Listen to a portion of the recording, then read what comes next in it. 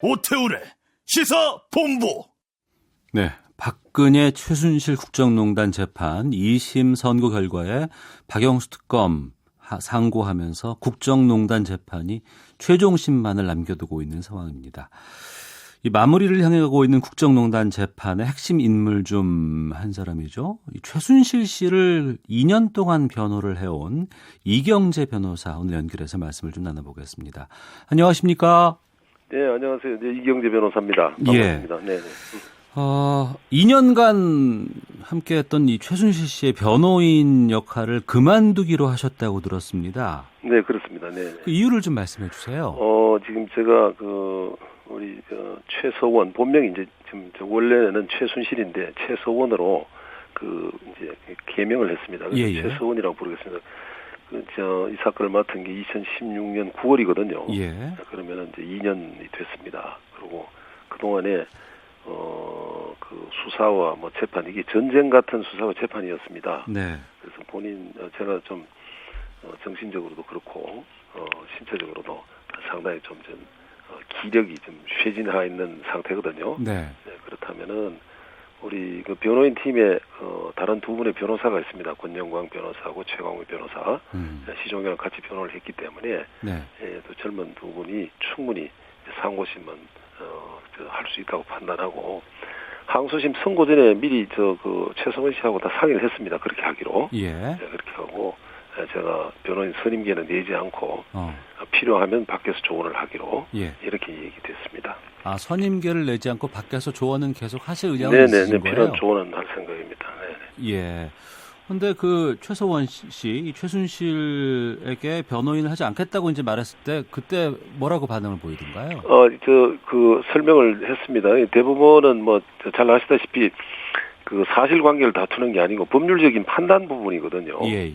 말하자면은 저희들이 1심, 2심에 복잡하고 어려운 문제에 대해서 변호인 나름대로 열심히 해서 이제 답안지를 제출을 했습니다. 네. 했는데 1심 판사나 항소심 재판부가 그 답안이 더 틀렸다고 이렇게 판단한 거예요. 예. 그래서 그러면은 우리는 그게 정답이라고 보는데 대부분의 훌륭하신 재판관들이 1심, 2심 판사의 채점이 틀렸다. 이걸 다시 한번 판단해 달라는 겁니다. 그래서 변호인 역할이 대부분 상고심이라고 그러죠. 상고심에서는 제한적이에요. 예. 변론을 여는 것도 아니고 법률적인 판단만 따로 하기 때문에 굳이 저까지 들어가서 할 그런 필요는 없다고 판단한 거죠. 네. 네네. 여러 언론에서 이제 이 뉴스를 다루면서 많이 지쳤다. 네네. 2년간 많이 힘들었다. 이런 표현들을 쓰고 있습니다. 네네네. 지난 2년간 이경재 변호사도 그렇고 대한민국 전체가 많은 변화가 있었어요. 그렇죠. 네네. 그 와중에 가장 힘들었던 부분을 이경재 변호사께서는 어떤 부분을 말씀하실까요? 이게 힘든 부분. 아까 말씀드린 이게 이제 전쟁 같은 수사 재판이라고 제가 얘기를 드렸는데요. 네. 그 수사 초기에, 이 사건 발단 초기에, 사회적인 분위기가 이 최서원을 비유하기를 이렇게 하지 않았습니까? 러시아 말기, 로마노프 황제 말기에 니콜라이 2세 옆에 요성 라스푸틴으로 비유하기도 하고, 그 다음에 고려 말 공민왕 때 요성 신돈에 비유할 정도로 최를 박 대통령을 뒤에서 조종한 사람이다. 네. 비선 실세다. 이러니까 그 의혹이 그냥 산더미 같이 쏟아지고 그랬습니다. 그러니까 이 역풍 속에 그 사람을 변론하겠다, 유리한 점을 집어낸다는 것이 심리적으로 엄청난 부담이었죠. 다가면 시선도 아주 따가웠고, 그 부분이 굉장히 힘들었던 부분입니다. 예. 그 힘든 부분을 좀 연계해서 좀 여쭙겠습니다. 네네. 많은 국민들이 이제 왜 최서원, 이 최순실과 같은 사람을 변호하느냐 이런 비판을 좀 많이 했어요. 네네네. 그리고 그 비판의 직면도 많이 하셨고요. 네네네. 그럴 때 왜 변호를 하셨습니까? 이게 제가 몇 가지 이 변론을 맡기 전에 피고인 지금 최서원한테 이제 개인적으로 통화를 한 적이 있습니다. 그때가 이제 핵심적인 한 두 가지만 물었어요. 그 미르 K스포츠 재단에서 돈 빠져나간 게 있느냐. 예, 그 돈 한 푼이라도 빠져나간 게 있으면 이건 절대 내가 맡을 수가 없다. 네. 예, 그 얘기 하나 하고 두 번째는 태블릿 PC 문제가 있었어요. 네네. 태블릿 PC 이거 여기서는 그 태블릿 PC가 국정농단하는 도구로 이용됐다고 하는데 네. 그 결정적인 증거로 지금 그냥 난리가 난 상태다. 이거에 대해서 이걸 사용하거나 그걸 이용해서 한 적이 있느냐? 네. 그 답을 요구를 했습니다. 그랬더니 전혀 아니라는 거예요. 예, 그렇다면 지금 현재 거론되고 있는 여러 가지 억측이나 의혹의 네. 상당 부분은 거품일 가능성이 많다.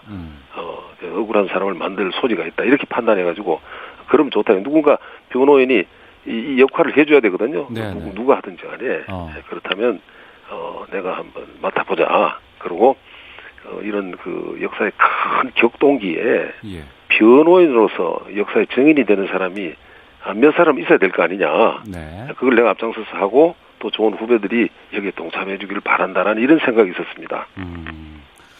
그 지난 2년 동안 의뢰인인 그 최순실 씨와의 관계도 많은 좀 화제가 있었었습니다.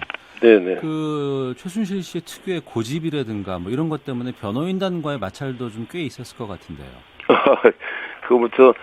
법정에서 최소원 발언이라든가 예. 또 그 특검에서 그 강압 수사에 대해서 저항하는 모습 이런 거 보고 굉장히 그 강한 모습이 보이지 않습니까? 예예. 예, 근데 그 뭐 맞는 얘기입니다. 많고 심지가 굳고.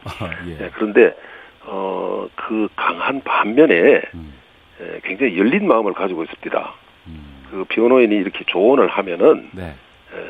그 열린 마음으로 그걸 수용을 해요. 보통 보면은 그 고집이 세고 자기 주장이 강하면 옆에서 조언하거나 하면은 그걸 배척하는 경향이 강한데 예. 의외로 굉장히 열린 마음을 가지고 있고 유연성이 좀 있어요. 그래서 자신의 주장은 강하지만은 변호인의 조언에 대해서 이걸 뭐 감정적으로 그게 아니라든가 이런 적이 없었기 때문에 큰 뭐 충돌이나 이런 건 없었습니다. 그렇군요. 네네. 그 판결과 피고인 간의 이런 여러 가지 기준이 이제 다르지 않습니까? 네네네. 생각하는 것과 다르게는 이제 나오는 것도 있을 수 있을 네네네. 것 같고요. 그 갈등에 대해서도 좀 말씀해 주세요. 이게 지금 이제 우리 사회가 이제 풀어야 할 문제인데요. 저희 뭐 변호인의 주장하고 법원의 판단 너무 이제 차이가 납니다. 네. 특히 이제 뇌물죄 부분에 관해서 차이가 나는데 이 부분의 간극을 어떻게 지금 좁히느냐. 사실관계도 그렇고 법률적으로도 그렇고 이게 이제 큰 과제입니다. 그런데 저희가 이제 항소심 판결문만 이제 좁혀서 얘기를 하면 항소심 판결문을 보면은 박 대통령이 검찰에서 진술한 게 있거든요. 네. 진술 조서가 뭐 많습니다. 한 7회에 걸쳐서 방대한 양인데요. 박 대통령 중요한 부분에 가서 진술을 많이 했는데 이 가운데 반대되는 진술이 있을 거 아닙니까? 네네. 그걸 가지고 유죄가 됐는데 박 대통령 말은 전부 거짓이라는 겁니다. 이게 판결문 기조가 그렇게 되어 있어요. 판결문에서. 예. 박 대통령이 반대되는 말을 전부 채용을 하고 박 대통령의 말은 거짓이다. 이런 이제 구조가 되어 있어가지고 제가 이렇게 차이가 있을 수 있나? 네. 너무 큰 간극이다. 이거를 이제 그러면은 내가 직접 이제 변호인이 아니기 때문에 네. 그럼 내 나름대로도 객관적인 입장에 서서 한번 봐보자 하는 이런 지금 생각입니다. 네. 네. 중요한 부분 중에 하나가 이 부분인 것 같아요. 이 최순실 씨와 박근혜 전 대통령 간의 이제 관계 부분이 상당히 좀 중요한 그렇습니다. 그 쟁점이 되잖아요. 네네네. 그런데 이제 그 재판 과정에서 들었던 박근혜 전 대통령과의 어떤 그 생각, 관계 여기에 대해서 최순실은 뭐라고 얘기를 합니까? 이 부분을 이제 검찰은 이제 이렇게 얘기한 거 아닙니까? 검찰은 뭐 경제 공동체다, 뭐 이익 공동체다, 뭐 어떤 그 가족과 같아, 뭐 이런 식의 이제 얘기가 돼 있어요. 예. 그러니까 그 얘기 기조는 대통령과 최 사이에 동등 평등한 관계다. 네. 그다음에 서로 간에 이익을 주고받는 관계다. 이렇게 이제 설정을 한 겁니다, 이게. 네. 근데 뭐 제가 이제 박 대통령 변호인은 아니기 때문에 예. 그리고 이제 최서원을 통해서 또 이제 다른 사실관계 비추어 보면 그런 예. 거는 아닙니다. 아니고 말하자면은 피고인 최서원은 그 젊은 시절 20대 때부터 네. 그 박 대통령하고 이제 관계를 맺어오면서 말하자면은 적극적인 페이트론이에요. 예. 그러니까 자원봉사자, 네. 열성적 자원봉사자의 한 사람이고 예. 그러면서 자기 보람을 느껴왔다는 거죠. 이게 예. 그런 연상선상에 있습니다. 예. 지 뭐 예를 들어서 그 대통령하고 대등한 관계에서 뭘 한다든가 이런 건 전혀 아니고 예, 숨은 조력자 예. 그다음 이런 정도 관계 불과해요. 예. 이해관계를 나누거나 그런 거는 뭐 아닌 것 같습니다. 그런 사실관계는 그 법정 재판에서 거의 다 규명이 됐습니다. 아, 규명이 됐다고 말씀하시네요. 네네 규명. 그 규명된 게 대표적인 경우면 이해관계를 나눈다 하면은요. 네. 그 계좌 관계에서 서로 간에 왔다 갔다 하는 걸 찾아야 될 거 아닙니까? 그 다 틀었다고 싹 다 틀고 하나도 없어요. 네. 전혀 없습니다. 있다고 하는 게 통화를 좀 많이 했다. 그다음 뭐 청와대 방문을 했다. 네. 뭐 그다음 의사 가운데 몇 사람 더 몸이 불편하니까 그걸 좀 소개를 했다. 뭐 이런 정도예요. 이거는 결국 보면 그 사적인 영역 부분, 대통령의 사생활에 관한 부분에 관해서 누군가는 이 역할을 담당하는 사람이 필요했던 겁니다. 네. 마침 그 자리에 피고인 최가 있었다는 거죠. 그 이경재 변호사께서 최순실 씨에게 회고록 써보는 게 어떻겠냐고 제안을 하셨다면서요? 예, 그렇습니다. 예, 이거는 제가 그 쓰라고 하는 이유가 지금 이게 뭐 잘 아시다시피 이게 뭐 100년 이내에 한 번 있을까 말까 있었어도 안 되는 일인데요. 이런 사건 아니겠습니까? 있어서는 안 되는 일입니다. 일이죠. 역사인데 이게 이제 그러면은 역사 기록이 남을 텐데 네. 역사 기록 뭐가 남겠느냐 이거죠. 판결문 남을 것이다 이게. 그러고는 피고인 최서원 본인이 자기가 진솔하게 쓴 기록이 네. 있어야 나중에 이걸 판결의 잘잘못이라든가 반추할 수 있는 기회가 있는 겁니다. 그리고 본인 스스로도 그간에 있었던 일을 정리하고 그다음에 반성할 점 또는 내가 억울한 점이 있다면 이런 게 필요한 거죠. 네. 그래서 기록을 남겨야 된다. 그 기록에 대해서는 적어도 내가 얘기한 거 허위 기록을 해서는 안 된다. 네. 기록을 하지 않을지언정 허위를 기록해서는 안 된다고 하고 진솔하게 해야 그래야지 그 기록이 생명력이 있다 이거죠. 예. 당장 자기 면피용으로 써봐야 아무 소용이 없다 이거죠. 그거는 그렇게 되면 이거는 그냥 종이 낭비하는 네. 쓰레기 같은 책에 불과하지 않겠느냐. 그래도 그 책이 출간돼 가지고 두고두고 생명력을 가지려면 진실을 써야 된다. 그렇게 권하셨을 때 그 최순실 씨는 뭐라고 했습니까? 뭐 상당히 경청하고 예. 그런 차원에서. 그럼 지금 쓰고 있나요? 아마 상당 부분 원고가 마련됐을 겁니다. 그 감옥에서. 예. 그렇군요. 네네네. 최순실에게 징역 20년형이 선고될 줄 알았으면 귀국을 권유하지 않았을 것이다. 이렇게 소회를 밝힌 적이 그렇습니다. 이건 뭐 법정에서 그렇습니까? 제가 그렇게 얘기를 했어요. 예. 법정에서. 이게 제가 하도 할 일이 많아가지고 죄송합니다.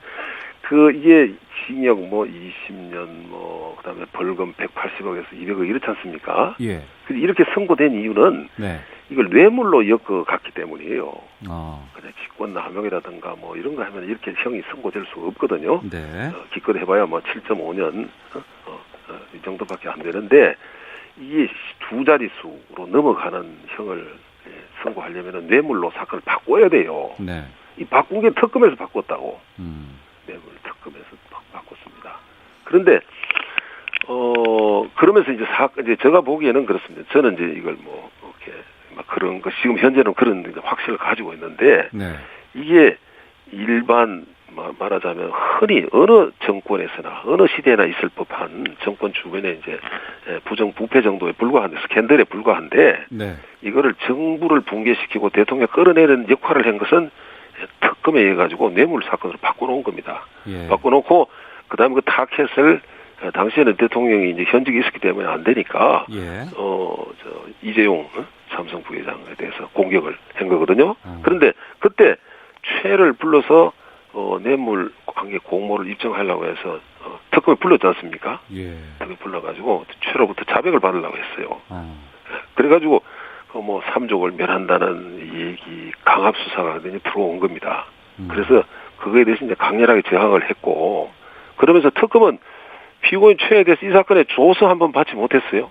알겠습니다. 네, 그렇습니다. 네. 스캔들에 불과하다고 말씀을 네, 하시는데요. 그래서 만약에 이런 식으로 진행되리라는 그 스킴을 알았다면은, 네. 내가 알았다면은 아마 그럼 변호인 입장에서는 최보고 들어오십시오 와서 해명을 하고 처벌받고 처벌받고 네. 뭐 하라 이렇게 조언할 수 없죠. 예. 이거 뇌물로 바뀐다 이거는. 그 최순실 씨의 딸 정유라 씨 소식은 좀 듣고 계세요? 뭐 간접적으로 듣고 있습니다. 예. 뭐 모녀지간의 뭐 관계는 어떻습니까? 잘 알려졌다시피 최성원 씨가 자식에 대한 애정이 아주 남다릅니다. 예. 남달라서 뭐 그것이 이제 화근이 되기도 하고 그런 건데요. 가끔 이제 정유라가 면회를 오고 해서 만나고 있는 거로 그렇게 알고 있습니다. 면회를 와요? 예. 그렇군요. 알겠습니다. 시간이 다 돼서 마지막 질문만 좀 드리겠습니다. 네네네. 이제 대법원으로 넘어간 최순실 씨 선고 결과 어떻게 전망을 하시는지 말씀 드리겠습니다. 지금 제가 이제 결론적으로 이런 얘기를 좀 하고 싶은데요. 예. 그 진실은 때가 되면은요, 웅변으로 우리 앞에 나타날 것이다 이런 생각을 하고 있습니다. 웅변이요? 웅변으로. 예. 그냥 연설로가 아니라 강렬한 웅변으로 우리 앞에 다가올 것이 이게 믿음을 가지고 있고요. 예. 그다음에 제가 대법관님들한테 뭐 얘기하기는 참 하지만은 하나 말씀드리면은 돈을 한 푼도 받지 않는 대통령한테 뇌물죄를 법리적으로 적용하려면은 얼마나 무리가 따르겠느냐 이거죠. 알겠습니다. 네. 이 점에 대해서 성찰을 좀 해주시기를 부탁드리는 거죠. 네, 알겠습니다. 여기까지 말씀드리겠습니다. 감사합니다. 고맙습니다. 네, 수고하세요. 예. 네. 최순실 변호인단의 대표 변호사였던 이경재 변호사 연결해서 말씀을 좀 들어봤습니다.